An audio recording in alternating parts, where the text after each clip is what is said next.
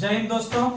आज हम लोग पुनः उपस्थित हुए हैं एक नए सेशन में, एक नई ऊर्जा के साथ। आपके जो भी एग्जाम का तैयारी कर रहे हैं आप लोग, उसे एक कदम की दूरी को कम करने के लिए हम लोग पुनः जो है कि उपस्थित होते हैं हर दिन एक नई ऊर्जा के साथ। आप लोग, हमको विश्वास है कि आप लोग जो तैयारी कर रहे हैं वो पूरी ईमानदारी के साथ कर रहे होंगे, और वही ईमानदारी अगर आप लोग 100% दे के ईमानदारी के साथ अगर तैयारी कर रहे होंगे तो आपका तैयारी एक दिन जरूर रिजल्ट के रूप में तब्दील होगा, और तब्दील होगा और तभी जो है कि आपको एक सम्मान मिलेगा समाज में, और सम्मान मिलने के बाद आपका एक नई जिंदगी शुरू होगा। और आपको जितने भी व्यक्ति समाज में है वो आपको एक अलग नजर से देखेंगे, और अलग नजर से जो देखेंगे आपको एक अलग अनुभूति प्रदान होगा, जिससे कि आपको एक गौरवान्वित महसूस होगा, जो कि आप एक समाज में एक नए जो भी आने वाले पीढ़ी के जो भी छात्र हैं, आप उसे जो है कि एक नया रोल मॉडल के रूप में उसे आगे बढ़ाने का कार्य करेंगे, जिससे कि आपको एक समाज में जब तक जिंदगी रहेगा समाज में तब तक आप लोग का नाम चलते रहेगा। और वैसा काम कीजिए जो कि आपके हम लोग के जाने के बाद भी वैसा जो है कि हम लोग का नाम चलते रहे। तो आप लोग तैयारी कीजिए, और तैयारी के साथ साथ अपने आप में एक अंडरस्टैंडिंग लाइए, जो कि एक तैयारी के साथ, जैसे कि हम लोग अभी जॉब में है, तो जॉब में क्या होता है कि बहुत सारा नियम कानून का पालन करना पड़ता है। तो अपने जीवन में अभी से ही आप लोग उतार लीजिए कि हम एक जो है कि गवर्नमेंट व्यक्ति हैं, या फिर जो भी आप क्षेत्र में तैयारी कर रहे होंगे, जो भी आप टारगेट रखे होंगे, हमको एसएससी जीडी में जाना है, हमको बिहार एसएससी में जाना है, या बिहार सचिवालय में जाना है, या बिहार दरोगा में जाना है, या यूपी पुलिस में जाना है, या रेलवे का एक अच्छा ऐसा सम्मानित पद लेना है, तो आप लोग अपने आप को वो फीलिंग कीजिए कि हम वो एक हैं, और वही चीज सोच के आप दिन रात अपने माइंड में बैठा लीजिए कि हम एक जो है कि जॉब वाले आदमी हैं, और हमको तैयारी करना है एकदम 100% देके। तो आपका जो है कि कहीं भी जो है कि आपका रिजल्ट नहीं रुक सकता है, आपका रिजल्ट होगा। और हम लोग जो है कि धीरे धीरे, अभी सरस्वती पूजा आने वाला है, सरस्वती पूजा के बाद हम लोग एक अच्छा ऐसा जो है कि सेशन लाएंगे। सेशन क्या लाएंगे कि अच्छा बुक लाएंगे, जैसे कि दृष्टि का क्विक बुक हो गया,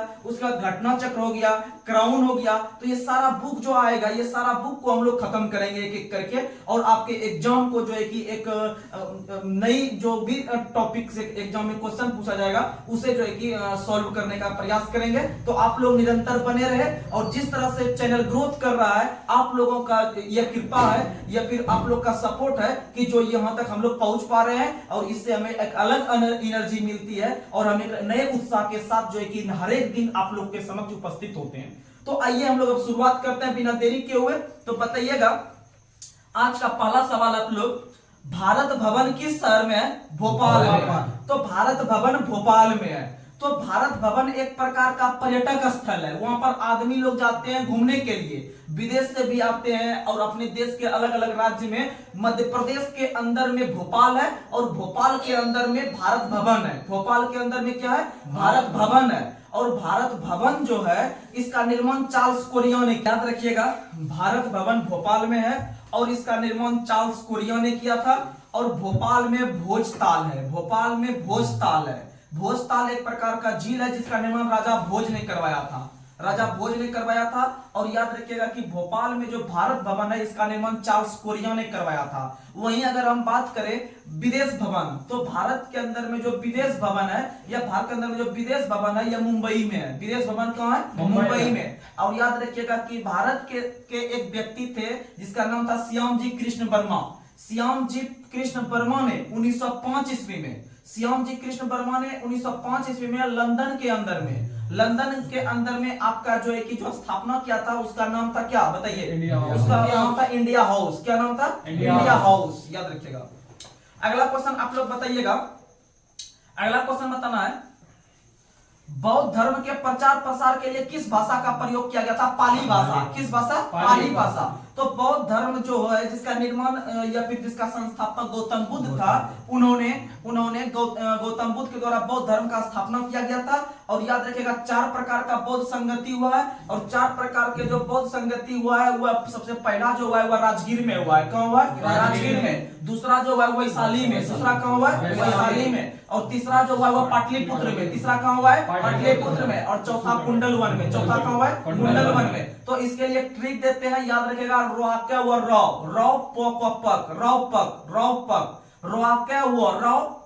पक, रो से हो गया पहला राजगीर में, वो से हो गया वैशाली में, अब प से हो गया पाटलिपुत्र में, क से हो गया कुंडलवन गुजरात के अंदर में, कुंडलवन गुजरात के अंदर में। यानी कि रौपक ये हो गया 4 गो, रौपक हो गया 4 गो, यानी राजगीर, वैशाली, पाटलिपुत्र और कहां हो गया कुंडलवन। ये याद रखने का कोशिश कीजिएगा। अगला क्वेश्चन आप लोग बताइएगा, हरित क्रांति के जन्मदाता किसे कहा जाता है? नॉर्मन बोरलॉग को। तो याद रखिएगा, हरित क्रांति का पूरे विश्व में अगर पिता या जनक कहा जाता है नॉर्मन बोरलॉग को, और याद रखिएगा कि नॉर्मन बोरलॉग को पूरे विश्व में कहा जाता है पिता। वहीं अगर हम पूरे भारत में देखें तो पूरे भारत में जो हरित क्रांति का पिता डॉक्टर एम.एस. स्वामीनाथन को, डॉक्टर एम.एस. स्वामीनाथन को हरित क्रांति का पिता कहा जाता है, क्योंकि भारत के अंदर में 1966 से 67 ईस्वी में 1966 से 67 ईस्वी में हरित क्रांति के क्षेत्र में क्रांति लाया, जिसमें सबसे उच्च पैदावार जो हुआ गेहूं के फसल में, गेहूं के फसल में लगभग 300% पैदावार अधिक हुआ, लगभग 300%। और इसमें 300% होने के साथ साथ जो भारत के अंदर में सबसे जो पहला स्थान राज्य रखता है वो उत्तर प्रदेश और पंजाब। तो भारत के क्षेत्र में उत्तर प्रदेश और पंजाब में सबसे अधिक हरित क्रांति का प्रभाव हुआ, और किस फसल पर? गेहूं पर। और करने वाले व्यक्ति कौन थे? एम.एस. स्वामीनाथन। और याद रखिएगा, हाल ही में डॉक्टर एम.एस. स्वामीनाथन का निधन हो गया, जिसका संबंध तमिलनाडु राज्य से है। किस राज्य से है? तमिलनाडु। तो ये क्वेश्चन पूछता है, ये क्वेश्चन पूछता है, याद रखिएगा।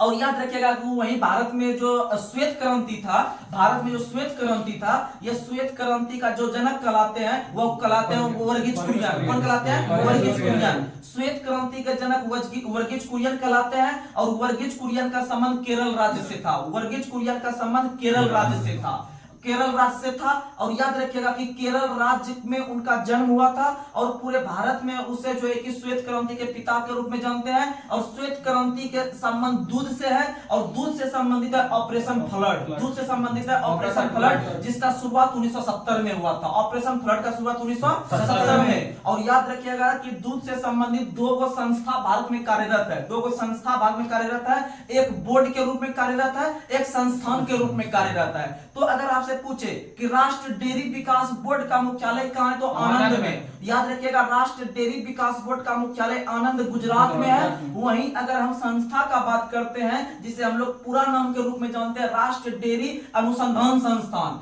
राष्ट्रीय डेयरी या राष्ट्रीय दूध अनुसंधान संस्थान जो है यह आपका स्थित है करनाल हरियाणा में, करनाल हरियाणा में। और दूध पे हम लोग दिवस भी मनाते हैं, तो दूध पे जो हम लोग राष्ट्रीय दूध दिवस मनाते हैं वो 26 नवंबर को, राष्ट्रीय दूध दिवस 26 नवंबर को।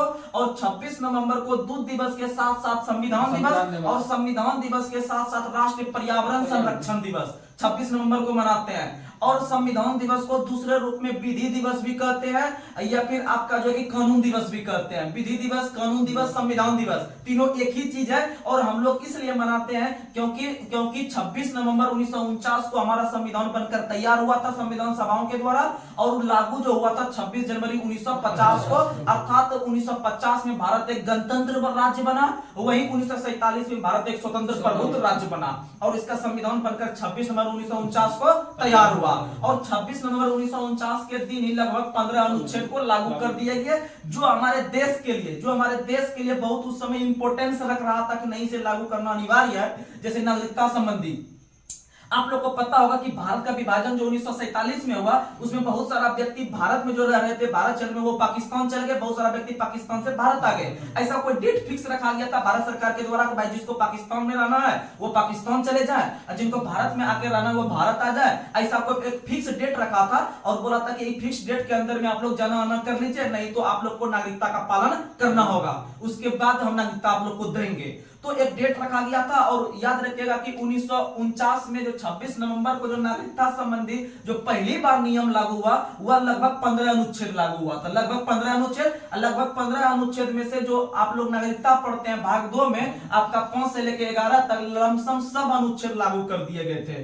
तो क्वेश्चन पूछेगा कि भारत में संविधान जो आंशिक रूप से लागू हुआ था वो 26 नवंबर 1949 को, और उसमें सबसे अधिक जो टॉपिक रखा गया था वह नागरिकता संबंधी, नागरिकता नागरिकता संबंधी। और नागरिकता संबंधी जो रखा गया था यह लमसम 15 अनुच्छेद को रखा गया था। और भारत में नागरिकता एकल नागरिकता है, और भारत ने जो एकल नागरिकता लिया हुआ ब्रिटेन के संविधान से। किस देश के संविधान से? ब्रिटेन के संविधान से। और याद रखिएगा कि भारत में नागरिकता संबंधी प्रावधान 1949 से लागू है, 1949 से लागू है। लेकिन नागरिकता संबंधी जो पहला संशोधन अधिनियम आया है वह नागरिकता संविधान संशोधन अधिनियम 1955 आया है, 1955। क्वेश्चन पूछा जाता है कि निम्न में से किस वर्ष पहली बार नागरिकता संबंधी जो है कि अधिनियम लाया गया? तो 1955 में। और अंतिम बार जो लाया गया है 2019 के अंदर में। अंतिम बार कब लाया गया? 2019 में। लमसम 8 से 9 बार संविधान संशोधन हुए हैं सिर्फ नागरिकता में। तो नागरिकता संबंधी पहला अधिनियम 1955 में, अंतिम बार 2019 में। आप लोग अगर न्यूज चैनल देख रहे होंगे तो पूरे देश में एक विवाद बन गया था, ये सीए ये जो नागरिकता जो दिया जा रहा था, सीए जो नागरिकता दिया जा रहा था वो 2019 में अंतिम रूप से संविधान ने उसे पारित किया था। अर्थात 1955 में पहली बार और 2019 में अंतिम बार, 2019 में अंतिम बार। याद रखने का कोशिश कीजिएगा। अगला क्वेश्चन आप लोग को बताना है। और नागरिकता संबंधी जो भी कानून बनाते हैं वह कौन बनाते हैं? संसद। कौन बनाते हैं? संसद। यानी कि नागरिकता देना है, नागरिकता छीनना है, ये सारा जो कानून बनाते हैं वो कौन बनाते हैं? संसद। और संसद का वर्णन अनुच्छेद 79 में है। संसद का वर्णन किस में है? 79 में। और भारत में जो संसदीय प्रणाली लिया गया वह ब्रिटेन के संविधान से। कहां से? ब्रिटेन के संविधान से। और ब्रिटेन विश्व का एकमात्र देश है, ब्रिटेन विश्व का एकमात्र देश है जिसका संविधान अलिखित है। यानी वहां का संविधान इस तरह से लिखा हुआ नहीं है, यानी कि वहां पर अलिखित है। विश्व का एकमात्र देश है। और विश्व का पहला देश अमेरिका बना है जिन्होंने लिखित संविधान को लागू किया। और विश्व का सबसे बड़ा लिखित संविधान अपना देश भारत का है, अपना देश भारत का है, अपना देश भारत का है। याद रखिएगा कि अमेरिका का संविधान में सिर्फ 7 गो अनुच्छेद है, सिर्फ 7 अनुच्छेद है। वहीं अगर भारत में बात करते हैं तो वर्तमान में 490 प्लस अनुच्छेद हो चुका है। तो आगे अब बढ़ते हैं हम लोग। अगला क्वेश्चन आप लोग को बताना है, पदार्थ के परमाणुवाद के प्रणेता कौन कहलाते हैं? डाल्टन। यानी कि पदार्थ के परमाणु सिद्धांत जो दिया वो जॉन डाल्टन ने दिया है। किसने दिया है? जॉन डाल्टन ने। पदार्थ का परमाणु सिद्धांत डाल्टन ने दिया है। लेकिन परमाणु शब्द का जो पहली बार प्रयोग किया था वह डेमोक्रिट्स ने किया था। डेमोक्रिट्स नाम के वैज्ञानिक ने सबसे पहली बार परमाणु शब्द का प्रयोग किया था। लेकिन परमाणु सिद्धांत जो दिया है जॉन डाल्टन ने। परमाणु सिद्धांत किसने दिया है? जॉन डाल्टन ने। अगर हम बात करते हैं इलेक्ट्रॉन का, तो इलेक्ट्रॉन का खोज किया है जे थॉमसन ने। प्रोटॉन का खोज किया है गोल्डस्टीन ने। प्रोटॉन का खोज किया है गोल्डस्टीन ने। वहीं पर न्यूट्रॉन का खोज जो किया है वह किया है चैडविक ने। किसने किया है? चैडविक, जेम्स चैडविक ने किया है इसका खोज जो है कि न्यूट्रॉन का। तो आप लोग को बता दे कि इलेक्ट्रॉन पर जो होता है वो माइनस चार्ज होता है, इलेक्ट्रॉन पर माइनस चार्ज, प्रोटॉन पर प्लस चार्ज, और जो है कि न्यूट्रॉन जो होता है वो न्यूट्रल होता है। न्यूट्रल यानी आवेशहीन। तो याद रखने का कोशिश कीजिएगा। लेकिन उसी तरह से हम बात करते हैं गुणित अनुपात का नियम किस वैज्ञानिक ने दिया है? तो गुणित अनुपात का जो नियम दिया है वह दिया है जॉन डाल्टन ने। गुणित अनुपात का नियम किसने दिया है? जॉन डाल्टन ने। और इससे पहले हम लोग देखे कि जो पदार्थ का जो परमाणु सिद्धांत दिया है वह भी किसने दिया है? जॉन डाल्टन ने। किसने दिया है? जॉन डाल्टन ने। और गुणित अनुपात का नियम भी किसने दिया है? जॉन डाल्टन ने। गुणित अनुपात का नियम जॉन डाल्टन। वहीं एक और नियम पूछता है जिसका नाम है स्थिर अनुपात का नियम। स्थिर अनुपात का नियम जोसेफ प्राउस्ट ने दिया है। जोसेफ प्राउस्ट ने। स्थिर अनुपात का नियम किसने दिया है? जोसेफ प्राउस्ट ने। उसी तरह से एक और नियम पूछता है जिसका नाम है आपको जो है कि अपवर्जन का नियम। कौन सा नियम? अपवर्जन का नियम। अपवर्जन का नियम पाउली ने दिया है। किसने दिया है? पाउली ने। अपवर्जन का नियम किसने दिया है? पाउली ने। उसी तरह से एक और नियम है अनिश्चितता का सिद्धांत। अनिश्चितता का सिद्धांत दिया हाइजेनबर्ग ने। किसने दिया है? हाइजेनबर्ग ने।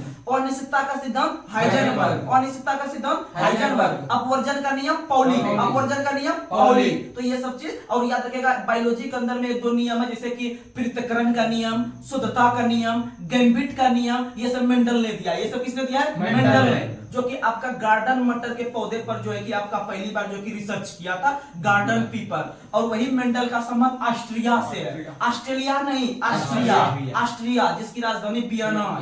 ऑस्ट्रिया राजधानी वियना जो कि बेलग्रेड नदी किनारे है। तो याद रखिएगा विश्व का 4 शहर जिसका नाम ब से है वह जो है कि आपका स्थित है डेन्यूब नदी के किनारे। वह स्थित है डेन्यूब नदी के किनारे। जैसे वियना, बेलग्रेड, बुखारेस्ट, बुडापेस्ट। ये विश्व के 4 ऐसे शहर हैं जो डेन्यूब नदी के किनारे हैं, डेन्यूब नदी के किनारे।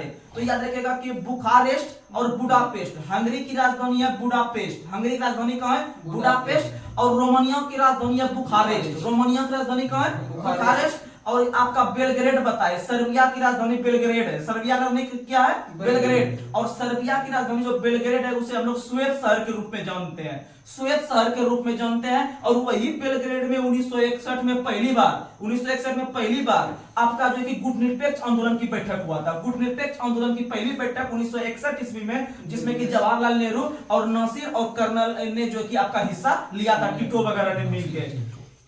ठीक है, तो याद रखिएगा 1961 में सर्बिया में स्थित है, सर्बिया का राजधानी बेलग्रेड है, उसे हम लोग श्वेत शहर के रूप में जानते हैं। अगला क्वेश्चन आप लोग को बताना है, विश्व का सबसे बड़ा महाद्वीप कौन सा है? एशिया।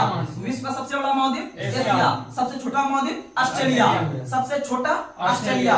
उसी तरह अगर हम बात करते हैं एशिया महाद्वीप का, तो एशिया महाद्वीप का क्षेत्रफल जो है कि पूरे विश्व का क्षेत्रफल का कितना परसेंट है? 30%। कितना परसेंट? 30%। पूरे विश्व में 7 वो महाद्वीप है, 7 महाद्वीप में से केवल एशिया महाद्वीप ने 30% जो है कि क्षेत्रफल घेरा हुआ है, 30% क्षेत्रफल घेरा हुआ है। वहीं पूरे विश्व में एशिया महाद्वीप में 60% जनसंख्या निवास करती है। तो पूरे विश्व का कितना परसेंट क्षेत्रफल सिर्फ एशिया में है? तो 30%। क्षेत्रफल कितना? 30%। अब पूरे विश्व का कितना परसेंट जनसंख्या एशिया में है? 60। यानी जनसंख्या में 60% और क्षेत्रफल में 30%। और एशिया शब्द की जो उत्पत्ति हुई है वह हिब्रू भाषा से हुई है। किस भाषा से? हिब्रू भाषा से। हिब्रू भाषा से जो है कि आपका एशिया शब्द की उत्पत्ति हुई है। अगर हम बात करते हैं कि सबका क्रम अगर हम देखते हैं क्षेत्रफल की दृष्टि से बड़ा से छोटा कौन है, ये रैंक पूछ सकता है, तो विश्व का सबसे बड़ा महाद्वीप एशिया है। एशिया के बाद अफ्रीका है, अफ्रीका के बाद उत्तरी अमेरिका है, उत्तरी अमेरिका के बाद दक्षिणी अमेरिका है, दक्षिणी अमेरिका के बाद अंटार्कटिका है, अंटार्कटिका के बाद आपका यूरोप है, यूरोप के बाद आपका ऑस्ट्रेलिया है, यूरोप के बाद ऑस्ट्रेलिया, यानी छठा आपका सेकंड छोटा कंटिनेंट है। अगला क्वेश्चन आप लोग को बताना है, और एशिया महाद्वीप में सबसे बड़ा देश आपका हो गया, कौन हो गया? चीन। कौन हो गया? चीन। वहीं अगर हम बात करते हैं कि ऑस्ट्रेलिया महाद्वीप में, तो ऑस्ट्रेलिया महाद्वीप में सबसे बड़ा देश ऑस्ट्रेलिया खुद है, लेकिन ऑस्ट्रेलिया महाद्वीप में सबसे छोटा देश है नौरू। कौन सा है? नौरू। ये क्वेश्चन पूछा जाता है, ऑस्ट्रेलिया महाद्वीप का सबसे छोटा देश, तो बताइएगा नौरू। क्या है? नौरू। अगला क्वेश्चन आप लोग बताइए, अगला क्वेश्चन बताइए, स्टील या आयरन के वस्तुओं के ऊपर किस तत्व की गैल्वेनाइजेशन किया जाता है? जिंक का। किसका किया जाता है? जिंक का, जिसे हम लोग यसद लेपन कहते हैं। क्या कहते हैं? यसद लेपन। ये क्वेश्चन फेमस है, पूछता है। जिंक यानी जिंक, और जिंक की कमी से धान में खैरा रोग होता है, धान में खैरा रोग जिंक की कमी से, याद रखिएगा। अगला क्वेश्चन आप लोग को बताना है, संविधान सभा के प्रथम और अस्थायी सभापति किसे बनाया गया था? डॉक्टर सच्चिदानंद सिन्हा। डॉक्टर सच्चिदानंद सिन्हा। देखिए आप लोग को बता देते हैं कि कैबिनेट मिशन की सिफारिश पर, देखिए आप लोग को बता दे कि भारत जो है कि यह उपनिवेश रहा था ब्रिटेन का, ब्रिटेन का उपनिवेश रहा था।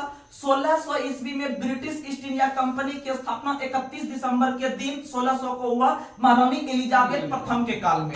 महारानी एलिजाबेथ प्रथम के काल में ब्रिटिश ईस्ट इंडिया कंपनी का स्थापना भारत में होता है, और वह व्यापार के लिए आई थी। किसके लिए आई थी? व्यापार के लिए। और व्यापार करते करते हुआ जब 1757 ईस्वी तक व्यापार किया, तो वह व्यापार से उसका मन भर गया। उसके बाद वो 1757 में युद्ध के क्षेत्र में प्रवेश कर गया। तो बंगाल के नवाब उस समय हुआ करते थे सिराजुद्दौला से उन्होंने बंगाल में जो है कि आपका जो व्यापार करने के लिए गए, तो उसका जो मुठभेड़ हो गया वह हो गया बंगाल के नवाब सिराजुद्दौला से। और सिराजुद्दौला और अंग्रेज के बीच जो युद्ध हुआ था वह प्लासी का युद्ध था। कौन सा युद्ध था? प्लासी का युद्ध। याद रखिएगा डेट सहित, प्लासी का युद्ध डेट सहित 23 जून 1757, 23 जून 1757।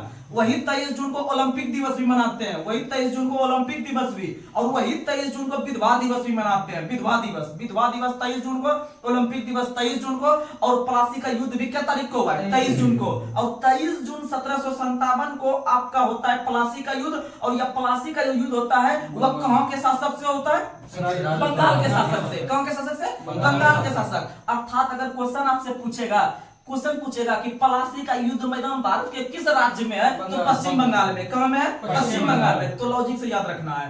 तो प्लासी का युद्ध मैदान आपका पश्चिम बंगाल में है, और पश्चिम बंगाल में यह भागीरथी नदी के किनारे है। किस नदी किनारे? भागीरथी नदी किनारे। ये भी क्वेश्चन पूछा गया कि प्लासी का युद्ध मैदान किस नदी किनारे है, तो भागीरथी नदी किनारे, और यह किस राज्य में है? पश्चिम बंगाल में। तो 23 जून 1757 को जब ब्रिटेन के सरकार या फिर आपका ब्रिटेन के जो आपके गवर्नर थे, जिसका नाम था आपका रॉबर्ट क्लाइव, क्या नाम था? Robert Clive. तो एक पट्टी अंग्रेज से लड़ने वाले थे रॉबर्ट क्लाइव, और दूसरे साइड थे बंगाल के नवाब सिराजुद्दौला। दोनों के बीच जब प्लासी का युद्ध होता है भागीरथी नदी के किनारे, तो इसमें जीत जाता है अंग्रेज। कौन जीत जाता है? अंग्रेज। और आपका जो है कि हार जाता है सिराजुद्दौला। कौन हार जाता है? जैसे सिराजुद्दौला हारा, तो इसका मतलब है कि बंगाल पर अधिकार किसका हो गया? अंग्रेज का। और उस समय पूरे भारत की राजधानी हुआ करती थी बंगाल। बंगाल राजधानी हुआ करती थी, जो है कि आपका उस समय के दौरान, नवाब के दौरान, क्योंकि उस समय बंगाल के नवाब का जो है कि आपका चल रहा था शासन।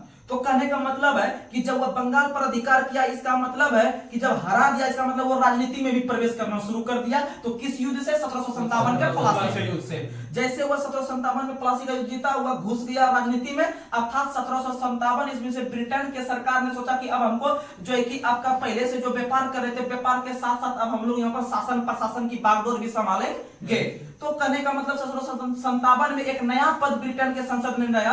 1757 में ब्रिटेन के सरकार ने एक नया पद लाया, गवर्नर का पद। कौन सा पद? गवर्नर का पद। और गवर्नर के पद पर बैठने वाला पहला व्यक्ति वही बनता है जो जिन्होंने सिराजुद्दौला को हराया, रॉबर्ट क्लाइव। अर्थात बंगाल के प्रथम गवर्नर रॉबर्ट क्लाइव। बंगाल के प्रथम गवर्नर रॉबर्ट क्लाइव। और रॉबर्ट क्लाइव बंगाल के प्रथम गवर्नर बने क्योंकि वह अंग्रेजी सेना का नेतृत्व कर रहा था। और रॉबर्ट क्लाइव के बारे में जो है कि आपका बहुत सारा व्यक्ति बहुत प्रकार के टिप्पणियां करते थे, लेकिन आप लोग को याद रखना है कि इन्होंने जब अगला युद्ध लड़ा 1764 में, आप लोग को पता होगा बक्सर का युद्ध, 1764 में बक्सर का युद्ध। और बक्सर का युद्ध भी डेट सही पूछता है, याद रखिएगा 22 अक्टूबर 1764 को बक्सर का युद्ध होता है। और यह बक्सर का युद्ध मैदान जो है यह बिहार में है। कहाँ में है? बिहार में। तो ये सब चीज याद रखने का कोशिश कीजिएगा। और उसी तरह जब आगे चलते गया 1757 में जब युद्ध में जीत कर जब राजनीति में प्रवेश किया, तो आगे चलते 1773 ईस्वी मिलेगा। 1773 ईस्वी में बंगाल का जो गवर्नर बना था उसका पदनाम बदल दिया गया। बंगाल का जो गवर्नर बना था उसका पदनाम बदलकर बंगाल का गवर्नर जनरल कर दिया गया। बंगाल का गवर्नर जनरल। तो 1773 का अधिनियम लाया था ब्रिटेन के संसद ने। उसमें बहुत सारा नियम कानून लाया था। नियम कानून में से उन्होंने पहला नियम लाया था कि भारत में सुप्रीम कोर्ट का स्थापना करेंगे। भारत में सुप्रीम कोर्ट। और आप लोग को बता दें कि 1773 अधिनियम के तहत, जिसे हम लोग रेगुलेटिंग एक्ट कहते हैं, 1773 अधिनियम के तहत ही बंगाल के अंदर में, भारत के अंदर बंगाल में पहली बार सुप्रीम कोर्ट का स्थापना किया गया अंग्रेज सरकार के द्वारा 1774 में। कब किया गया? 74 में। और इसके पहले जो मुख्य न्यायाधीश बने थे सर इलिजा इम्पे। और इसके 3 अन्य न्यायाधीश बने थे, इसका मतलब लेमेस्टर चैम्बर्स हाइट। और दूसरा काम जो किया इन्होंने ब्रिटेन सरकार ने 73 अधिनियम के तहत यह किया कि इन्होंने जो पहले से 1757 से जो गवर्नर का पद आ रहा था, वो युद्ध से जो उत्पत्ति हुआ था गवर्नर का पद, वो गवर्नर के पद का पदनाम बदलकर हल्का सा उसको एक्स्ट्रा पावर दिया, गवर्नर जनरल। तो क्वेश्चन पूछेगा कि गवर्नर का नाम बदलकर गवर्नर जनरल जो किया गया वह किस अधिनियम के तहत? तो 1773 के रेगुलेटिंग एक्ट के तहत। और याद रखिएगा कि 1773 अधिनियम के तहत इस पद पर बैठने वाले पहले व्यक्ति बने बारन हेस्टिंग। अर्थात याद रखिएगा बंगाल के प्रथम गवर्नर पूछेगा तो रॉबर्ट क्लाइव, गवर्नर पूछेगा युद्ध वाला तो रॉबर्ट क्लाइव, गवर्नर जनरल पूछेगा बारन हेस्टिंग, गवर्नर जनरल पूछेगा तो बारन हेस्टिंग। इसी तरह जब आगे बढ़िएगा तो एक आएगा आपका जो है कि 1833 का अधिनियम। कौन सा अधिनियम? 1833 का अधिनियम आएगा। और 1833 के अधिनियम के तहत बंगाल का जो गवर्नर जनरल, अभी तक हम पहुंचे हुए हैं 73 के तक बंगाल के गवर्नर जनरल पूछे हैं, लेकिन 1833 अधिनियम के तहत पहली बार बंगाल के गवर्नर जनरल को भारत का गवर्नर जनरल कहा गया। और भारत के प्रथम गवर्नर जनरल के पद पर बैठने वाले पहले व्यक्ति बने थे विलियम बेंटिंग। कौन बने थे? विलियम बेंटिंग बने हैं भारत के प्रथम गवर्नर जनरल। अब फिर से रिकॉल कराते हैं 1757 में गवर्नर का पद आया, उस पर बैठने वाले पहले व्यक्ति रॉबर्ट क्लाइव। और उसके बाद 73 अधिनियम के तहत गवर्नर का पद बदलकर गवर्नर जनरल, इसके तहत बारन हेस्टिंग। और इसी का पद नाम 1833 अधिनियम के तहत जो बदला गया, उस पद पर बैठने वाले पहले व्यक्ति बने थे लॉर्ड विलियम बेंटिंक, अर्थात भारत के प्रथम governor general Lord William Bentinck. समझ में आ गया। अब चलिए उससे आगे जब बढ़िएगा तो 21वीं अधिनियम आएगा ब्रिटेन के सरकार के द्वारा 1858 का अधिनियम। 1858 अधिनियम के तहत जो पिछला बार हम लोग पढ़े भारत का गवर्नर जनरल, उसका पदनाम बदलकर अब भारत का वायसराय करेगा। क्या करेगा? भारत का वायसराय। तो भारत का वायसराय जो किया गया 1858 अधिनियम के तहत, और भारत के वायसराय पर पद पर बैठने वाले पहले व्यक्ति बने थे लॉर्ड कैनिंग। कौन बने थे? Lord Canning. क्योंकि लॉर्ड कैनिंग का पर्सनल कार्यकाल 1856 से लेकर 1862 तक था। अब बीच में 1858 में घटना घट रहा है, इसका मतलब उस पद पर बैठने वाले पहले व्यक्ति कौन बनेंगे? लॉर्ड कैनिंग, जिसके काल में आपका 1857 का विद्रोह हुआ था। उसके बाद जब वहां से हम आगे बढ़ेंगे 1858 से जब आगे बढ़ते जब मेरे पास आ जाएगा आपका 1947 का अधिनियम। कौन सा अधिनियम? 1947। तो 1947 के अधिनियम के तहत वायसराय का नाम बदलकर जो है कि आपका फिर से गवर्नर जनरल कर दिया जाएगा। क्या कर दिया जाएगा?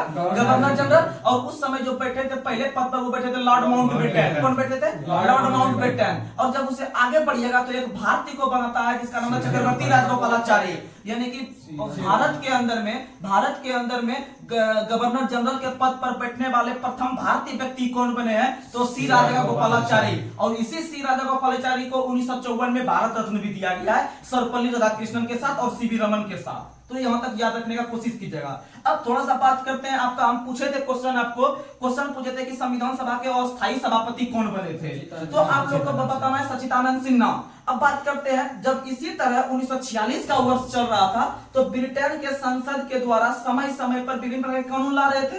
तो 1946 ईस्वी में अंतिम रूप से अब भारत सरकार को बोला, या फिर भारत के व्यक्ति को बोला कि अब आप लोग को हम लोग आजाद कर देंगे, अब आप लोग आजाद हो जाइएगा, आप लोग जो है कि अपना खुद का संविधान बना लीजिए, हम यहाँ से कैबिनेट मिशन को भेज रहे हैं। किसको भेज रहे हैं? Cabinet mission. और कैबिनेट मिशन याद रखिएगा, भारत में जो आया था वह संविधान सभा का निर्माण करने के लिए, यह संविधान का निर्माण करने के लिए कैबिनेट मिशन आया था। डेट याद रखिएगा 24 मार्च 1946। 24 मार्च 1946 को कैबिनेट मिशन भारत पहुंचता है। उसमें 3 सदस्य थे। कितना सदस्य? 3 सदस्य। यानी KAL, काल याद रखिएगा, KAL काल।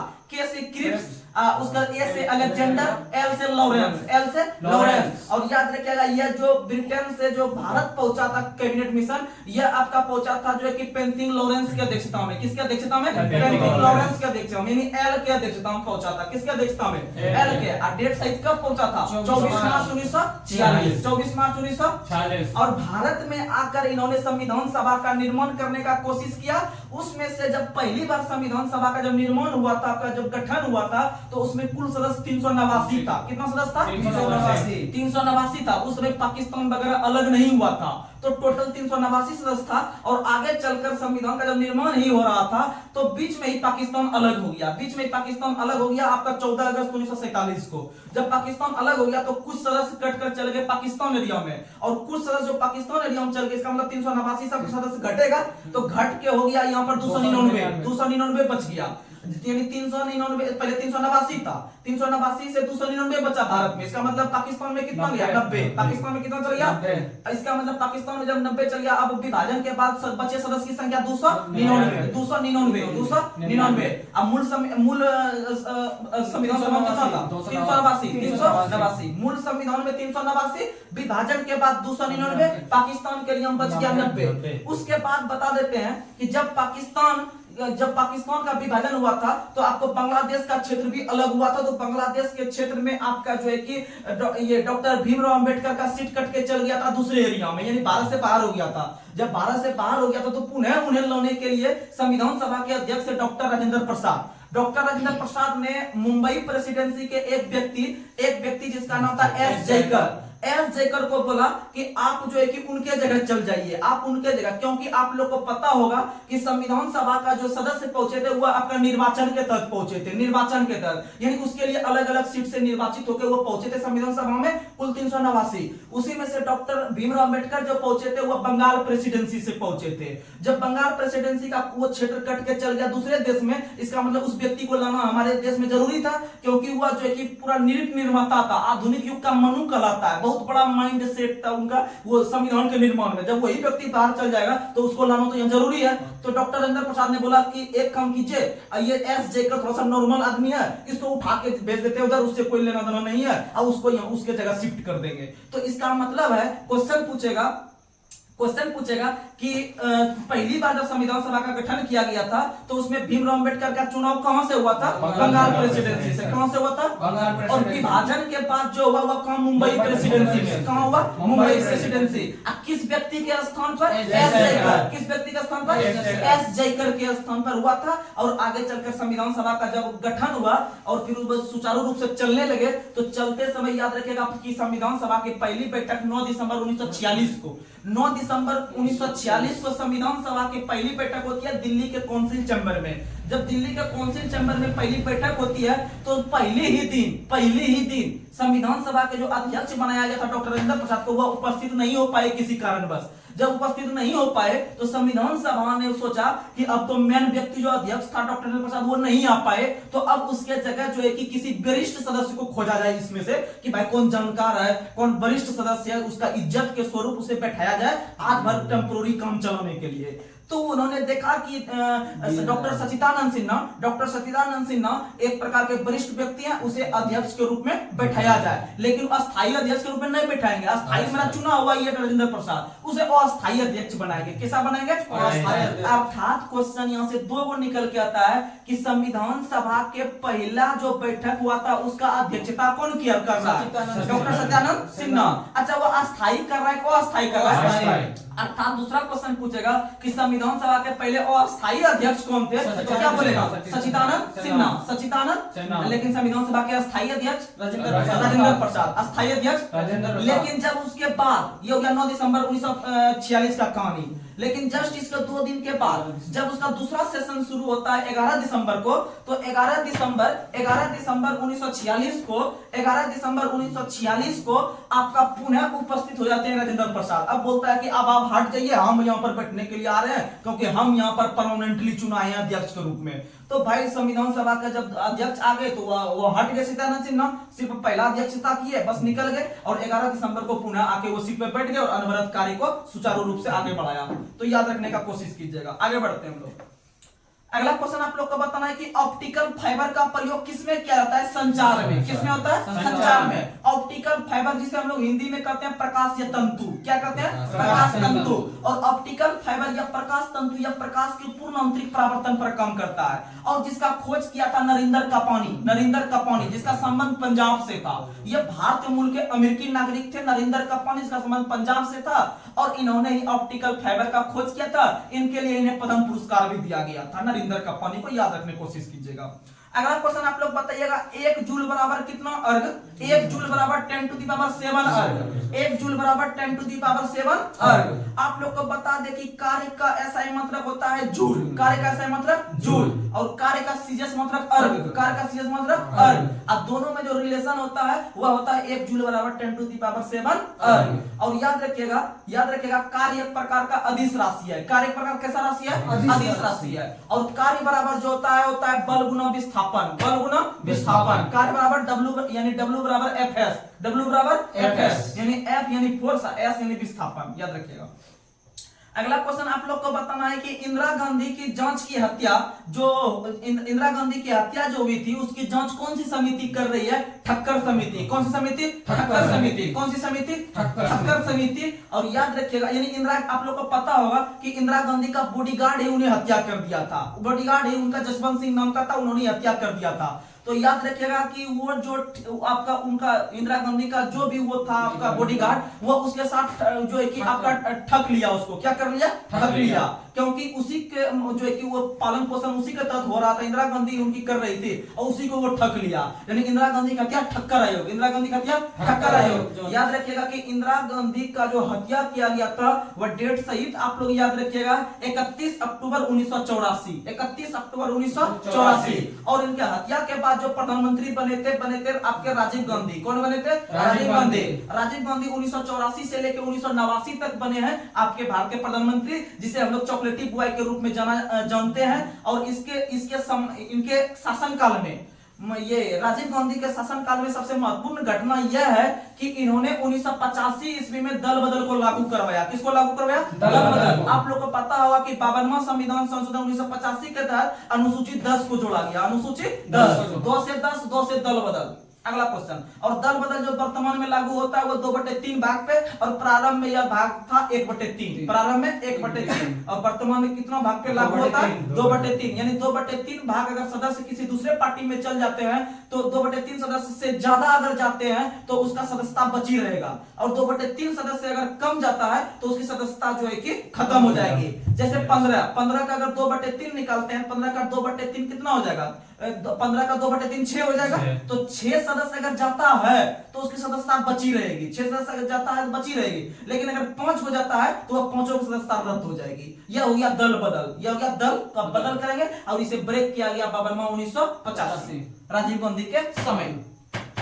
और याद रखिएगा राजीव गांधी के समय एक और घटना हुआ है, राजीव गांधी के समय एक और घटना यह हुआ है कि उनके काल में 1989 ईस्वी में वोट देने की आयु जो है वो आपका 21 वर्ष से घटाकर 18 वर्ष, 21 वर्ष से घटाकर 18 वर्ष वोट देने की आयु जो है राजीव गांधी के काल में आपका एक संविधान संशोधन हुआ था, 61वां संविधान संशोधन, 61वां संविधान संशोधन 1989 के तहत वोट देने की आयु 21 वर्ष से घटाकर 18 वर्ष कर दिया गया। याद रखिएगा, क्योंकि युवाओं के प्रति बहुत चहेते थे राजीव गांधी, इसीलिए उसे चॉकलेटी बॉय के रूप में जाना जाता है। अगला क्वेश्चन आप लोग बताइएगा, और हाल ही में आप लोगों को पता होगा कि राम मंदिर का प्राण प्रतिष्ठा स्थापित किया गया, अर्थात वहां पर पहले मस्जिद या जो भी था उसमें हम नहीं पढ़ना चाहते हैं, तो उनका जो जांच कर रही थी आपका लिब्राहम आयोग। कौन सी आयोग, लिब्राहम। यानी राम मंदिर को जो या फिर वहां पर आपको बाबरी मस्जिद को जो ध्वस्त किया गया था उसकी जांच जो कर रही थी कौन सी आयोग, लिब्राहम आयोग। कौन सी आयोग, लिब्राहम आयोग। और इंदिरा गांधी की जांच ठक्कर, इंदिरा गांधी की जांच ठक्कर। एक समिति आता है सच्चर समिति, एक समिति आता है सच्चर समिति।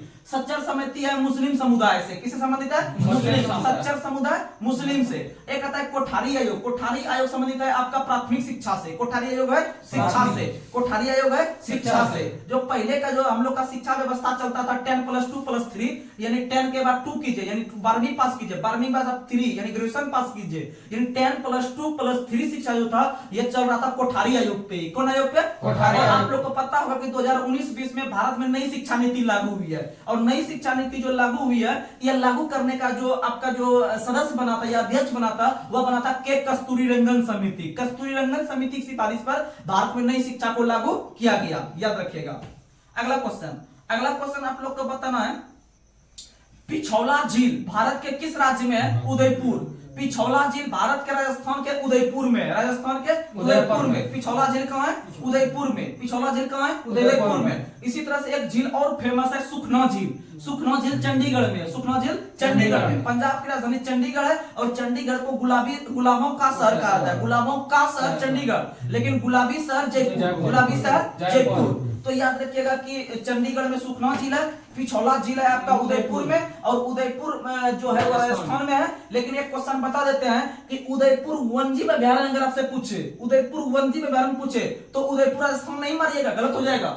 उदयपुर वन्यजीव अभयारण्य बिहार में है, उदयपुर वन्यजीव अभयारण्य बिहार में है, उदयपुर वन्यजीव अभयारण्य कहां है, बिहार में। उसी तरह से एक जलप्रपात है, एक जलप्रपात, इसका नाम है बिहार जलप्रपात, बिहार जलप्रपात। बिहार जलप्रपात बिहार में नहीं है, गलत हो जाएगा। बिहार जलप्रपात आपका टोंस नदी पर है, किस नदी पर है, टोंस नदी पर। और याद रखिएगा कि बिहारी जलप्रपात, ये बिहारी पुरस्कार जो है, बिहारी पुरस्कार जो वो बिहार सरकार नहीं देती है, बिहारी पुरस्कार राजस्थान सरकार देती है। कौन सरकार, राजस्थान सरकार। बिहारी पुरस्कार साहित्य के क्षेत्र में मिलता है, वो राजस्थान सरकार देती है। कौन देती है, राजस्थान सरकार। उसी तरह से तानसेन पुरस्कार मध्य प्रदेश सरकार, क्योंकि तानसेन का सम्मान जो था वो मध्य प्रदेश से था। याद रखिएगा, ग्वालियर से। अगला क्वेश्चन आप लोग बताइएगा, बुल एंड बियर शब्द का संबंध किस क्षेत्र से है? स्टॉक मार्केट से। किससे है? स्टॉक मार्केट या शेयर मार्केट। और आप लोग को बता दें कि स्टॉक मार्केट पर जो कंट्रोल करती है वह एक संस्था का नाम है आपका सेबी। क्या नाम है? सेबी। क्या नाम है? सेबी। और याद रखिएगा सेबी का जो स्थापना हुआ है वह 1988 में हुआ है। सेबी का स्थापना कब हुआ है? 1988 में। इसके लिए अधिनियम आया 1992 में। अधिनियम या 92 में, उल्टा होता है, अधिनियम बाद में आया है, स्थापना ही पहले हो गया था 1988। ये हो गया सेबी। और सेबी का मुख्यालय मुंबई में। सेबी का मुख्यालय कहाँ है? मुंबई में। और याद रखिएगा सेबी का जो अध्यक्ष होता है उसका कार्यकाल 3 वर्ष का होता है। सेबी का अध्यक्ष का कार्यकाल 3 वर्ष। सेबी का अध्यक्ष का कार्यकाल 3 वर्ष। और याद रखिएगा राष्ट्रीय महिला आयोग जो होता है इस और राष्ट्रीय मानवाधिकार आयोग जो होता है ये सब का अध्यक्ष का कार्यकाल भी 3 वर्ष का होता है। आप लोग को बता दें कि राष्ट्रीय महिला आयोग का स्थापना 1993 में हुआ है। 1992 में हुआ है। राष्ट्रीय महिला आयोग का स्थापना 1992 में और मानवाधिकार आयोग का स्थापना 93 में। मानवाधिकार आयोग का स्थापना 93 में,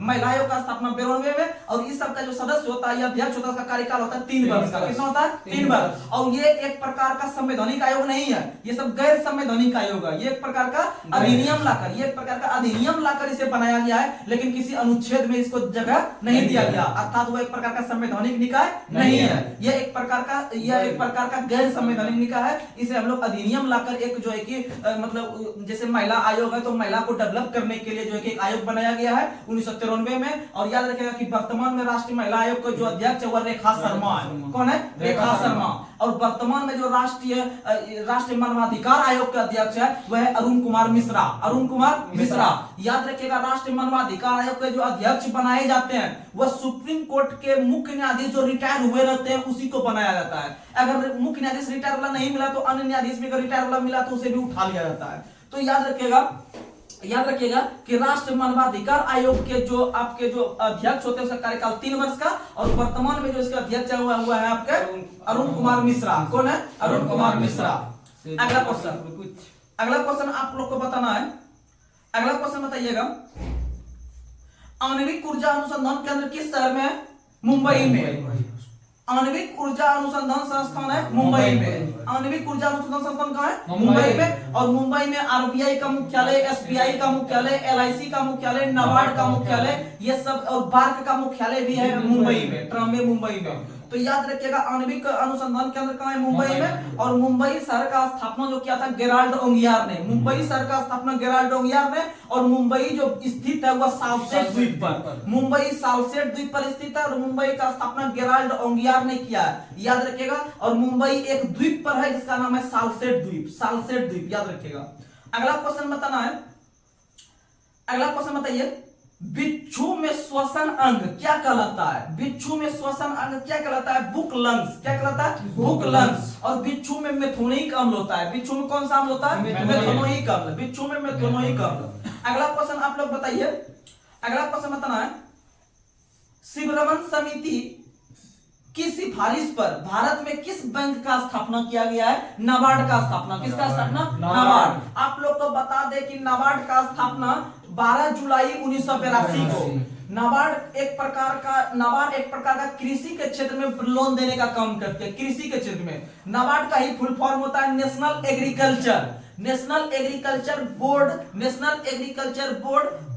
agriculture board for rural development. कहने का मतलब है कि ग्रामीण क्षेत्र में जो कृषि को क्षेत्र को जो बढ़ावा देने का काम करेगी वह आपका करेगी नाबार्ड बैंक। और नाबार्ड बैंक का स्थापना 12 जुलाई 1982 को। और नाबार्ड का स्थापना छठी पंचवर्षीय योजना। नाबार्ड का स्थापना छठी पंचवर्षीय योजना, क्योंकि नाबार्ड जो स्थापना 1982 में हुआ है वह सेशन चल रहा था 1980 से 85। और 1980 से 85 जो पंचवर्षीय योजना चल रहा था यह छठी चल रहा था। कौन चल रहा था? छठी। उसी के बीच में 1982 आता है। और 82 को यह स्थापना होता है नाबार्ड का। और नाबार्ड का मुख्यालय मुंबई में है। और नाबार्ड के वर्तमान में जो अध्यक्ष है वह है आपके जेबी शाह। कौन है? जेबी शाह। नाबार्ड के अध्यक्ष हैं जेबी शाह, याद रखिएगा नाबार्ड।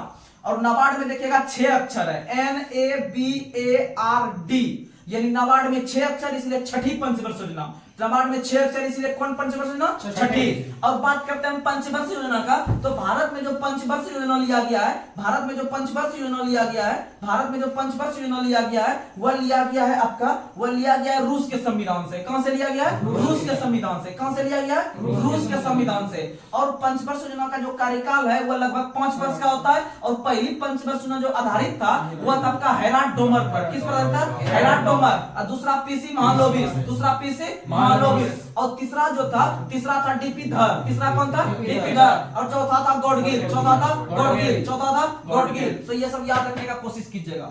अगला क्वेश्चन, अगला क्वेश्चन बताना है। अगला क्वेश्चन बताइए, भारत के पूर्वी तट पर स्थित एकमात्र नदी बंदरगाह कौन सा है? कोलकाता। एकमात्र नदी बंदरगाह कोलकाता।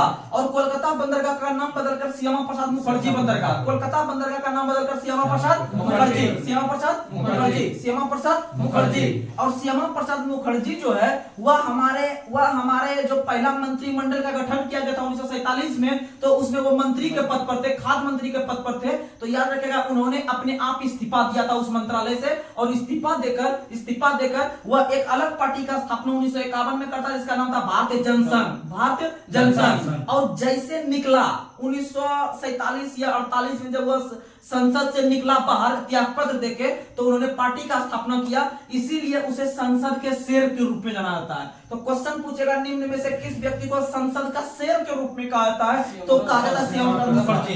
संसद का शेर के रूप में श्यामा प्रसाद मुखर्जी, इन्होंने जो है कि 1951 में भारतीय जनसंघ का स्थापना किया, और भारतीय जनसंघ का स्थापना 1951 में किया। और यह पार्टी आगे चलते रही 1980 में के पास जब बात करते हैं, जब यह पार्टी 1980 में पहुंचती है, तो उसी पार्टी का जो कि मॉडिफाई करके या उसका नाम चेंज करके बीजेपी पार्टी रखा। कौन सी पार्टी? बीजेपी पार्टी, यानी भारतीय जनता पार्टी, जो अभी विश्व की सबसे बड़ी पार्टी बन चुकी है। तो याद रखिएगा कि भारतीय जनता पार्टी जो था, इसका स्थापना 1980 में 6 अप्रैल के दिन, 6 अप्रैल 1980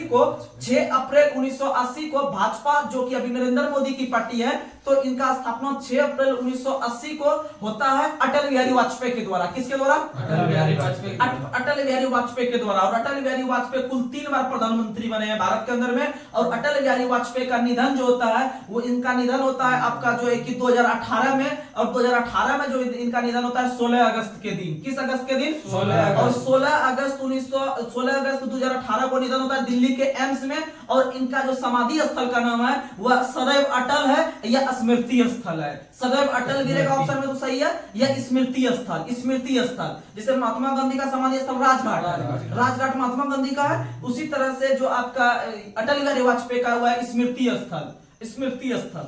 अगला क्वेश्चन आप लोग को बताना है, वानखेड़े स्टेडियम किस शहर में है? मुंबई। वानखेड़े स्टेडियम कहाँ है? मुंबई। ब्रेबॉर्न स्टेडियम कहाँ है? Brabourne stadium DY Patil stadium Mumbai, DY Patil stadium Mumbai. तो 3 स्टेडियम मुंबई में याद रखिएगा। सबसे पहला वानखेड़े, जहां पर सचिन तेंदुलकर का स्टेच्यू लगाया गया है, वानखेड़े। दूसरा याद रखिएगा आपका जो है कि डीवाई पाटिल। तीसरा याद रखिएगा ब्रेबॉर्न, तीसरा याद रखिएगा ब्रेबॉर्न। ये सब क्रिकेट के लिए प्रसिद्ध है। किसके लिए? क्रिकेट के लिए। और भारत के अंदर में जो क्रिकेट पर कंट्रोल करने वाली जो सबसे बड़ी संस्था है बीसीसीआई। और बीसीसीआई का जो हेडक्वार्टर है, मुख्यालय है, वह आपका वानखेड़े स्टेडियम में ही है। कहां में है? वानखेड़े स्टेडियम यानी मुंबई में ही है। और बीसीसीआई का जो वर्तमान में अध्यक्ष हुआ है रोजर बिन्नी। कौन है? रोजर बिन्नी। रोजर बिन्नी जो कि स्टुअर्ट बिन्नी के पिताजी हैं। और स्टुअर्ट बिन्नी अपने आप में क्रिकेटर है। स्टुअर्ट बिन्नी जो कि आंग्ल भारतीय समुदाय के अंतर्गत है, एंग्लो इंडियन है। तो याद रखिएगा कि वर्तमान में जो अध्यक्ष है बीसीसीआई के हैं रोजर बिन्नी। और बीसीसीआई का स्थापना 1928 में किया गया है। बीसीसीआई का स्थापना 1928 में किया गया है, याद रखिएगा।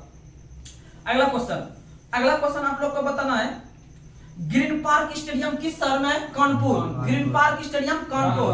ग्रीन यानी 9 आ रहा है, शहर में भी 9 आएगा। Kanpur, green park Kanpur, green park Kanpur. इसी तरह से एक स्टेडियम है बाराबती स्टेडियम।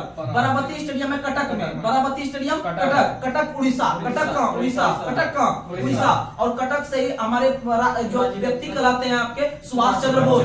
सुभाष चंद्र बोस जिन्होंने महात्मा गांधी को राष्ट्रपिता के रूप में पुकारा था, उनका जो जन्म हुआ था 23 जनवरी 1897 को कटक में होता है। इसीलिए प्रत्येक 23 जनवरी को हाल ही में नरेंद्र मोदी सरकार के द्वारा पराक्रम दिवस के रूप में मनाने का घोषणा हुआ है। अगला अगला क्वेश्चन आप लोग का बताना है, चिन्ना स्वामी स्टेडियम किस शहर में? बेंगलोर। चिन्ना स्वामी स्टेडियम बेंगलोर। चिन्ना स्वामी स्टेडियम बेंगलोर। चेपक चेन्नई। चेपक कहाँ है? चेन्नई। चेपक कहाँ है? चेन्नई। चिन्ना स्वामी स्टेडियम बेंगलोर। चिन्ना स्वामी बेंगलोर, याद रखिएगा। और रूप सिंह स्टेडियम ग्वालियर। रूप सिंह स्टेडियम ग्वालियर। रूप सिंह स्टेडियम कहाँ है? ग्वालियर। रूप सिंह स्टेडियम कहाँ है? ग्वालियर।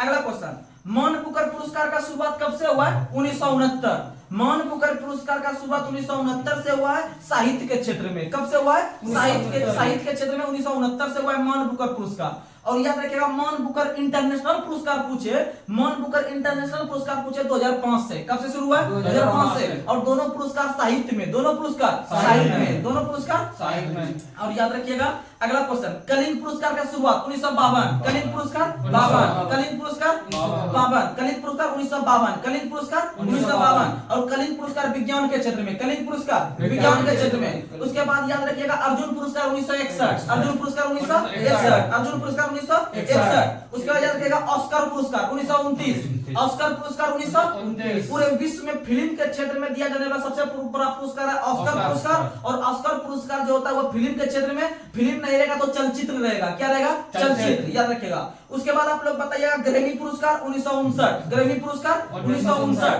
1959 ऑप्शन में नहीं रहेगा तो 1957 भी कोई बुक लिखता है तो टेंशन नहीं लेना है। ग्रैमी पुरस्कार संगीत के क्षेत्र में 1957 से देना शुरू हुआ है और पहली बार 1958 को दिया गया था ग्रैमी पुरस्कार। सही है। अगला क्वेश्चन आप लोग बताइए, मिस वर्ल्ड का शुरुआत कब से हुआ? 1951। एक होता है मिस वर्ल्ड, एक होता है मिस यूनिवर्स। एक होता है मिस वर्ल्ड, एक होता है मिस यूनिवर्स। तो मिस वर्ल्ड थोड़ा बड़ा टाइप का है, तो बड़ा टाइप का तो इसको मिस वर्ल्ड को पहले देंगे 51 में। Miss world 1951, miss universe 1952। Miss universe 1952। संगीत नाटक अकादमी 1953। संगीत नाटक अकादमी 1953। साहित्य अकादमी 1954। साहित्य अकादमी 1954। साहित्य अकादमी 1954। ललित कला अकादमी 54। ललित कला अकादमी 54। ललित कला अकादमी 54। उसके बाद बताइएगा भारत रत्न 1954। भारत रत्न 1954। भारत रत्न 1954। उसके बाद आप लोग को बताना है, उसके बाद बताना है ज्ञानपीठ पुरस्कार 1965। ज्ञानपीठ पुरस्कार 1965। भारत के क्षेत्र में, पूरे भारत में साहित्य के क्षेत्र में दिया जाने वाला सबसे बड़ा पुरस्कार है ज्ञानपीठ पुरस्कार। और ज्ञानपीठ पुरस्कार का शुरुआत 1965 में हुआ है। और ज्ञानपीठ पुरस्कार का स्थापना किया था आपका जैन नाम के व्यक्ति ने, प्रकाश जैन नाम के व्यक्ति ने किया था 1965 में। और यह पुरस्कार पाने वाले पहले व्यक्ति बने थे श्री शंकर कुरूप। कौन बने थे? श्री शंकर कुरूप। ज्ञानपीठ पुरस्कार पाने वाले पहले व्यक्ति बने थे श्री शंकर कुरूप, जिन्हें 1965 में आडा कुजाई नाम के पुस्तक के लिए, आडा कुजाई नाम के पुस्तक के लिए जो है कि ज्ञानपीठ पुरस्कार दिया गया था। और याद रखिएगा कि ज्ञानपीठ पुरस्कार पाने वाली पहली महिला बनती है आशापूर्णा देवी। कौन बनती है? आशापूर्णा देवी। पहली महिला आशापूर्णा देवी। और पहला जो पुरुष बना था श्री शंकर कुरूप। श्री शंकर कुरूप, याद रखिएगा। अगला क्वेश्चन आप लोग को बताना है, द्रोणाचार्य पुरस्कार का शुरुआत 1985। द्रोणाचार्य 85। द्रोणाचार्य 85। द्रोणाचार्य खेल प्रशिक्षक को, द्रोणाचार्य खेल प्रशिक्षक, द्रोणाचार्य खेल प्रशिक्षक। द्रोणाचार्य किसे दिया जाता है? खेल प्रशिक्षक को, यानी कि जो कोच होता है उसे दिया जाता है। उसके बाद आप लोग बताइएगा भटनागर पुरस्कार 1957। भटनागर पुरस्कार 1957। और भटनागर पुरस्कार जो होता है वो विज्ञान के क्षेत्र में, भटनागर पुरस्कार विज्ञान के क्षेत्र में। कलिंग पुरस्कार भी विज्ञान के क्षेत्र में। और याद रखिएगा राष्ट्रीय विज्ञान दिवस 28 फरवरी। राष्ट्रीय विज्ञान दिवस 28 फरवरी। वहीं अंतरराष्ट्रीय विज्ञान दिवस या विश्व विज्ञान दिवस 10 नवंबर। विश्व विज्ञान दिवस 10 नवंबर। अगला क्वेश्चन आप लोग का बताना है, पुलित्जर पुरस्कार का शुरुआत कब हुआ है? पुलित्जर पुरस्कार 1917। पुलित्जर पुरस्कार 1917। याद रखिएगा पो से पुलित्जर, पो से पत्रकारिता, पो से पुलित्जर, पो से पत्रकारिता। शुरुआत 1917 में। 1917 में रूसी क्रांति। 1917 में इंदिरा गांधी का जन्म। 1917 में इंदिरा गांधी का जन्म, याद रखिएगा। अगला क्वेश्चन आप लोग को बताना है, भारतीय संसद के दो सत्रों के बीच अधिकतम कितना समय का अंतर होता है? 6 महीना। कितना महीना? 6 महीना। कितना महीना? 6 महीना। और अगला क्वेश्चन आप लोग को बताना है कि भारत का सर्वोच्च विधि अधिकारी कौन होता है? Attorney general. कौन होता है? Attorney general. भारत सरकार का सबसे बड़ा जो कानूनी अधिकारी होता है, जो कि उसे कानून का जो पढ़ाई पढ़ाता है या कानून का जो भी उसका जो कि पर्यवेक्षक होता है या फिर उसका देखभाल करना होता है या फिर जो सुप्रीम कोर्ट या कोर्ट से संबंधित जो भी सरकार का कार्यभार देखता है वो अटॉर्नी जनरल देखता है। कौन देखता है? Attorney general. अटॉर्नी जनरल को महान्यायवादी कहते हैं। अटॉर्नी जनरल को महान्यायवादी कहते हैं, जिसका उल्लेख अनुच्छेद 76 में, अनुच्छेद 76 में। अनुच्छेद 76 में भारत के अंदर में महान्यायवादी है और महान्यायवादी की नियुक्ति भारत सरकार के द्वारा की जाती है, अर्थात राष्ट्रपति के द्वारा महान्यायवादी की नियुक्ति होती है और उनका कार्यकाल जो है कि राष्ट्रपति के अनुरूप होता है, राष्ट्रपति के अनुरूप होता है। और याद रखिएगा भारत के अंदर महान्यायवादी जो होता है वह भारत सरकार का हुआ, यानी कि पूरे भारत के लिए काम किया। लेकिन अगर देखिए हम यही चीज राज्य में कौन करता है, राज्य लेवल पे, तो राज्य लेवल पे महाधिवक्ता करता है, राज्य लेवल पे कौन करता है, महाधिवक्ता। और याद रखिएगा महान्यायवादी का उल्लेख अनुच्छेद 76 में, और अनुच्छेद 76 में महान्यायवादी होगा, सिर्फ इतना वो लिखा हुआ है। लेकिन अनुच्छेद अगर हम 88 को देखते हैं तो अनुच्छेद 88 कहता है कि भारत के अंदर में जो सरकार के काम के लिए या फिर कानूनी काम के लिए जो महान्यायवादी है वह भारत के अंदर में किसी भी कोर्ट में बैठ सकता है या संसद में भी जाके बैठ सकता है, किसी भी सदन में, और जो कार्रवाई में भाग ले सकता है, लेकिन मतदान नहीं दे सकता है। क्या नहीं दे सकता है? ऐसा बात अनुच्छेद 88। तो 76-88 में अंतर प्रतीत हुआ होगा। 76 कहता है भारत का एक महान्यायवादी होगा, 88 कहता है कि जो महान्यायवादी है ना वह संसद के किसी भी सदन में भाग ले सकता है, किसी भी कोर्ट में भाग ले सकता है, देश के किसी भी कोने में, और जो है कि वह मतदान नहीं करेगा। याद रखिएगा ये महान्यायवादी के बारे में। और महाधिवक्ता जो राज्य लेवल पर देखे, इसका उल्लेख अनुच्छेद 165 में है। भारत के अंदर महाधिवक्ता का उल्लेख अनुच्छेद 165 में है, जो राज्य सरकार के जो है कि आपका कार्यभार के रूप में देखता है कोर्ट से संबंधित काम। अगला क्वेश्चन, और याद रखिएगा कि भारत के पहले जो महान्यायवादी थे, ये क्वेश्चन पूछा जाता है एग्जाम में। तो भारत के जो पहले महान्यायवादी थे वह थे आपके MC सीतलवाड़। भारत के जो पहले महान्यायवादी थे वह थे MC सीतलवाड़। और भारत के जो पहले नियंत्रक महालेखा परीक्षक थे वे थे वीर नरहरि राव। यानी 9 से नियंत्रक 9 से नरहरि। अगला क्वेश्चन, और नियंत्रक महालेखा परीक्षक का उल्लेख अनुच्छेद 148 से 151 तक, याद रखिएगा। अगला क्वेश्चन आप लोग को बताना है, ग्रांट एंटिकट नहर किस नदी पर है? कावेरी। ग्रांट एंटिकट नहर कावेरी में तमिलनाडु में, कावेरी नदी पर तमिलनाडु में ग्रांट एंटिकट नहर। और याद रखिएगा कावेरी नदी पर ग्रांट एंटिकट नहर हो गया कावेरी नदी पर। और याद रखिएगा कि अलमटी बांध किस नदी पर है? कृष्णा। अलमटी बांध कृष्णा। और मैटूर बांध जो है कावेरी नदी पे, मैटूर बांध कावेरी। और याद रखिएगा कि आंध्र प्रदेश के अंदर में कृष्णा नदी पर आपका श्रीशैलम परियोजना है। कौन सा परियोजना है? श्रीशैलम, या फिर नागार्जुन श्रीशैलम परियोजना है। अगला क्वेश्चन आप लोग को बताना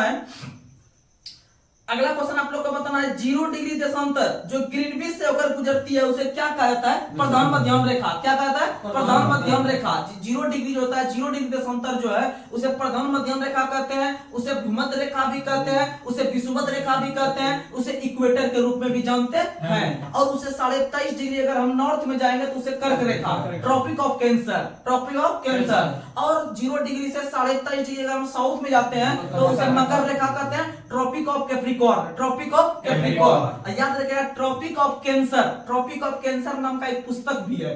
ट्रॉपिक ऑफ कैंसर नाम का एक पुस्तक है जिसकी रचना किया है हेनरी मिलर ने।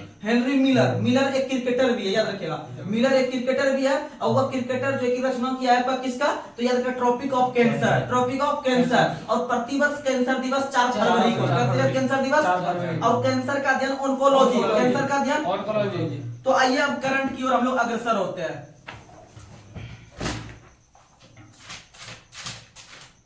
तो करंट में आप लोग बताइएगा हाल ही में किस राज्य या केंद्र शासित प्रदेश को अमृत अवार्ड दिया गया? जम्मू कश्मीर।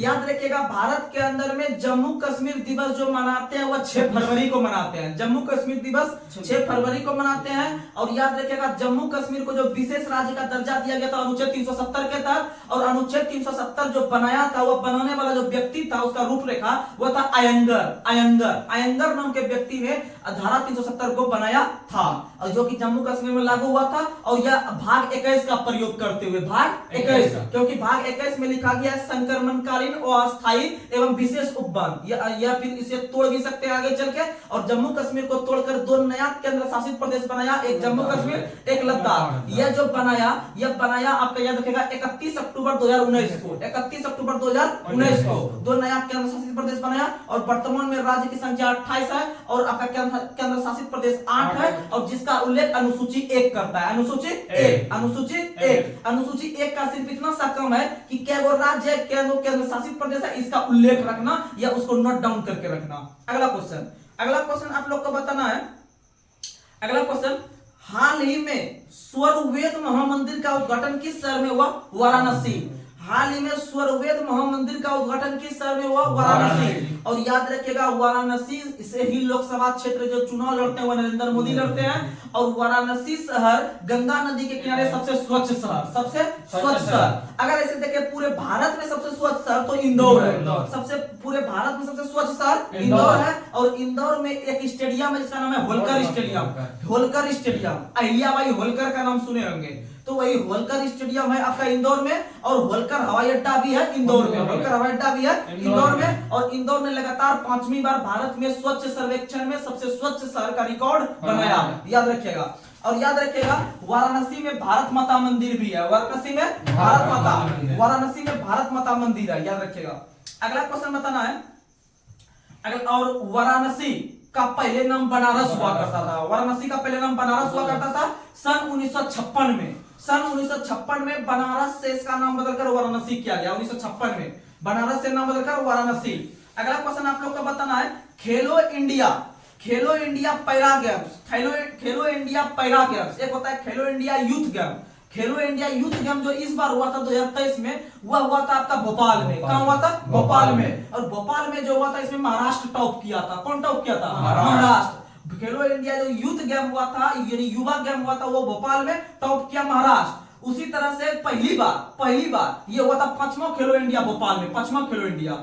और इस बार जो पहली बार खेलो इंडिया पैरा गेम हुआ है यानी दिव्यांग व्यक्ति का जो है पैरा गेम, यह दिल्ली में करवा लिया। बोला कि दिव्यांग व्यक्ति को हम काहे नहीं भेजेंगे ज्यादा, ये मेन पॉइंट है दिल्ली, यहीं पर करवा लीजिए खेलो इंडिया पैरा गेम। तो खेलो इंडिया जो पैरा गेम हुआ इसका पहला संस्करण किस शहर में? दिल्ली में। पहला संस्करण कहां हुआ? दिल्ली में। और खेलो इंडिया यूथ गेम का 5वां संस्करण कहां हुआ? भोपाल में। कहां हुआ? भोपाल में। तो याद रखिएगा खेलो इंडिया जो पैरा गेम्स दिल्ली में हुआ उसमें हरियाणा टॉप कर दिया। कौन टॉप कर गया? हरियाणा। और हरियाणा ने कुल 105 पदक के साथ टॉप किया। कितना पदक? 105। तो याद रखिएगा खेलो इंडिया यूथ गेम पूछे तो भोपाल, खेलो इंडिया यूथ गेम पूछे तो भोपाल। अब खेलो इंडिया पैरा गेम पूछे तो पैरा यानी पैर से जो दिव्यांग है अर्थात वो शारीरिक रूप से जो अल्प विकसित है उसे जो है कि दिल्ली में रख लिया। कहां रख लिया? दिल्ली में। अब दिल्ली में हरियाणा टॉप कर गया। दिल्ली में हरियाणा। एमपी में क्या टॉप किया? महाराष्ट्र। एमपी में महाराष्ट्र। एमपी में महाराष्ट्र। अगला क्वेश्चन आप लोग को बताना है।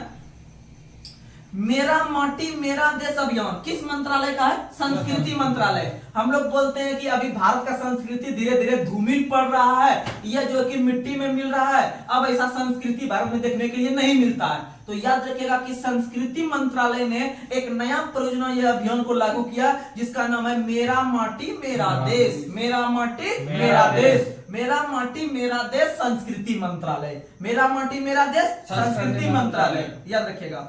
अगला क्वेश्चन आप लोग को बताना है। प्रधानमंत्री नरेंद्र मोदी ने दक्षिण भारत की पहली औद्योगिक कॉरिडोर परियोजना की आधारशिला किस शहर में रखी? तो याद रखिएगा तुमकुरू। कहां रखी? तुमकुरू तमिलनाडु में। वहीं पर आपका दक्षिण भारत की पहली कॉरिडोर रखी है, याद रखिएगा। अच्छा क्वेश्चन है। अगला क्वेश्चन आप लोग बताइएगा। अगला क्वेश्चन बताइए। One district one sport, one district one sport योजना किस राज्य ने? UP. One district one sport UP. One district one sport UP. और याद रखिएगा वन डिस्ट्रिक्ट वन प्रोडक्ट भी UP. One district one product भी यूपी। और एक शिल्प एक प्रोडक्ट एमपी। एक शिल्प एक प्रोडक्ट एमपी। एक शिल्प एक प्रोडक्ट एमपी। और याद रखिएगा एक गांव एक आईएएस केरल। एक गांव एक आईएएस केरल। एक गांव एक आईएएस केरल। और याद रखिएगा कि भारत के अंदर में पहला पंचायत जो बना है आपका गांव जो कि हर एक घर में पुस्तकालय बनाया है यानी कि हर एक शहर वो बना है जामताड़ा। कहां बना है? जामताड़ा। जामताड़ा में पुस्तकालय बना है सब जगह और वो झारखंड में है। जामताड़ा कहां है? झारखंड में। अगला क्वेश्चन आप लोग को बताना है। अगला क्वेश्चन। उपराष्ट्रपति जगदीप धनखड़ है वर्तमान में। उपराष्ट्रपति जगदीप धनखड़ ने बांध सुरक्षा पर, बांध जो बनाते हैं आपका नदी वगैरह पे, बांध सुरक्षा पर अंतरराष्ट्रीय सम्मेलन का उद्घाटन किस शहर में किया? जयपुर में। आप लोग को हम बता दें कि वर्तमान में जो भारत के उपराष्ट्रपति हैं वह आपका राजस्थान से संबंध रखते हैं। कौन से संबंध रखते हैं? और राजस्थान की राजधानी जयपुर है। जयपुर में ही उन्होंने कहा कि इस बार हम अपने घर में ही अर्थात जयपुर में ही हम लोग बांध सुरक्षा पर जो है कि सम्मेलन कर लेते हैं। तो आपको बताना पड़ेगा कि बांध सुरक्षा पर जो अंतरराष्ट्रीय सम्मेलन हुआ उसका अध्यक्षता किसने किया? जगदीप धनखड़ ने। किस शहर में? जयपुर में। किस शहर में? जयपुर में। और याद रखिएगा कि जयपुर में जो किया है वह आपका किया जगदीप धनखड़ ने। लेकिन जयपुर के अंदर में इनका जन्म हुआ था, राजस्थान में जन्म हुआ था। लेकिन उपराष्ट्रपति बनने से पहले ये जो राज्यपाल के रूप में काम कर रहा था, यह पश्चिम बंगाल में काम कर रहा था। कौन कर रहा था? पश्चिम बंगाल में काम। तो आप लोग आज का लास्ट सवाल बताइएगा करंट अफेयर्स का। लास्ट सवाल आप लोग फिलहाल बताइएगा कि चिरंजीवी बीमा योजना के तहत सुरक्षा राशि कितना रुपया रखा गया है? 25 लाख। कितना लाख? 25 लाख। चिरंजीवी बीमा योजना के तहत सुरक्षा राशि कितना लाख? 25 लाख। और यह चिरंजीवी बीमा योजना भी राजस्थान सरकार का योजना है। किस राज्य सरकार का? राजस्थान सरकार का। तो याद रखना है कि ये हो गया राजस्थान सरकार। अब आप लोग कमेंट में कमेंट कीजिएगा एक करंट का क्वेश्चन। आप लोग जो कमेंट का जवाब देते हैं इससे हमें यह फील होता है कि आप लोग मेरा वीडियो बहुत अच्छे से देखते हैं। और अच्छे से नहीं देखते होंगे तो शायद मेरा प्रतिदिन का औसत जो वॉच टाइम आ रहा है जो आप लोग देख रहे हैं वो लगभग 120 घंटे का आ रहा है। 120 घंटा डेली आप लोग YouTube पे मेरा सिर्फ एक वीडियो डालते हैं और वो उस पे जो कि आप लोग इतना प्यार देते हैं। इस तरह वॉच टाइम हम लोग का पूरा होने वाला है कुछ ही दिन में। और ये सब्सक्राइबर तो हो ही गया है। सब्सक्राइबर इसी तरह बढ़ते बढ़ते आगे आप लोग प्यार इस तरह दीजिए कि हर एक स्टेज को हम लोग छुएंगे। और आपके तैयारी में जीके जीएस करंट अफेयर्स का जहां तक सपोर्ट रहेगा वहां तक करेंगे और एग्जाम पक्का निकलवाएंगे। समझ लीजिए। उतना वादा तो नहीं, मतलब उतना तो हम नहीं बोल सकते हैं क्योंकि आज आप लोग को पता होगा कि ये जो पढ़ाई लिखाई में या फिर शिक्षा क्षेत्र में एक प्रकार का फाउंडेशन सरकार के द्वारा दिया जा रहा है कि आप जो है ना वो किसी भी मतलब कोई भी अगर आप कार्य कर रहे हैं पढ़ाई में तो आप वहां पर वो टैगलाइन नहीं लिख सकते हैं कि आपको नौकरी हम पक्का यहाँ पर दिलाएंगे या सिलेक्शन यहीं से होता है। ऐसा चीज नहीं बोला जाता है। इसीलिए ये सोशल मीडिया है, इस पे बहुत संभल के चीज बोलना पड़ता है। इसीलिए आप लोग समझिएगा कि जहां तक होगा वहां तक हम करेंगे और आपका जो है कि एग्जाम में क्वेश्चन पक्का टच होगा। सिर्फ आप लोग रेगुलरिटी मेंटेन कीजिए और इसे जो है कि आप अपने जीवन में इस वीडियो को उतार लीजिए। आपको जीके जीएस में कहीं दिक्कत नहीं होगा। बस कुछ दिन के बाद हम लोग और अच्छा बुक लाएंगे। बुक लाने के बाद आपको हर एक बुक का सॉल्यूशन करवाया जाएगा। आपके समक्ष हर एक क्वेश्चन को आपके पास रखा जाएगा। सिर्फ आप लोग इस वीडियो को लाइक शेयर जो है कि कीजिएगा। ये भी बोलने के लिए भूल जाते हैं, आप लोग प्लीज थोड़ा सा ध्यान में रखिएगा। बस तो आज आप लोग लास्ट क्वेश्चन आप लोग बता दीजिएगा। आप लोग से हम लास्ट क्वेश्चन पूछ रहे हैं। विजय हजारे ट्रॉफी 2023 विजय हजारे ट्रॉफी 2023 का विजेता टीम कौन था? एक क्वेश्चन पूछ लेते चलेगा। तो याद रखिएगा विजय हजारे ट्रॉफी 2023 का विजेता टीम कौन है? तो आप लोग कमेंट में कमेंट कीजिएगा। तो याद रखना है क्वेश्चन आज का हम फिर से दोहरा रहे हैं। विजय हजारे ट्रॉफी जो क्रिकेट से संबंधित है, विजय हजारे ट्रॉफी जो क्रिकेट से संबंधित है 2023 का विजेता टीम कौन था? तो आज हम लोग यही सेशन को समाप्त करते हैं। तब तक के लिए बने रहिएगा, आप लोग पढ़ते रहिएगा और मेहनत करते रहिएगा और अपने सपने को साकार करने में हर हद को पार कर जाइए। बस धन्यवाद, शुभ रात्रि।